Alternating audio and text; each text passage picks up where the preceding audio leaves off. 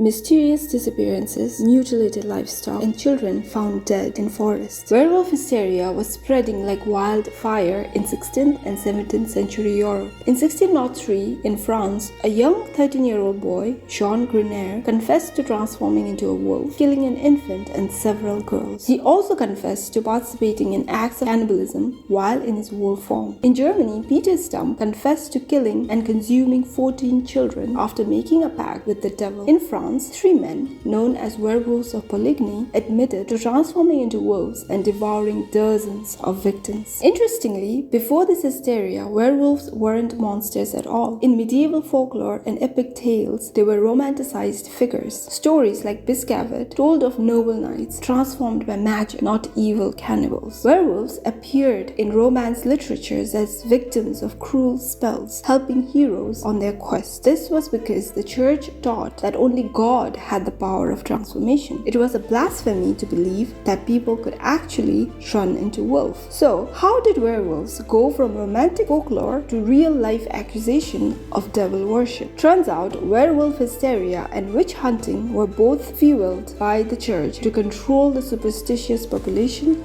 to eliminate enemies and seize properties. It was one of the tools used for political control. This begs another question. Who were these werewolves if they weren't real? Some of these werewolves were likely suffering from clinical lycanthropy, a mental illness where they genuinely believe that they can transform into animals. Others may have been victims of ergot poisoning from moldy grain, causing hallucination and violent behavior. Some were opportunistic serial killers using werewolf mythology as cover. But most tragically, some werewolves were just society's outcasts, the mentally ill, the physically deformed, hermits living on the edges of town. When livestock went missing or children disappeared, these vulnerable people became convenient scapegoats. The hysteria only began to fade as the Enlightenment brought rational thinking to Europe and the church's political grip loosened. Courts became more skeptical of supernatural confessions. The last major werewolf trials occurred alongside the final witch hunts in the late 1600s. And by the 18th century, both werewolves and witches had largely retreated back into folklore. Today's werewolves in movies and books are actually closer to those medieval romance tales than to the monsters of the witch hunting era. We've turned our fears back into fantasies just like we did 1,000 years ago. I think the most scary transformation is how the institution can turn our imagination into instruments of terror.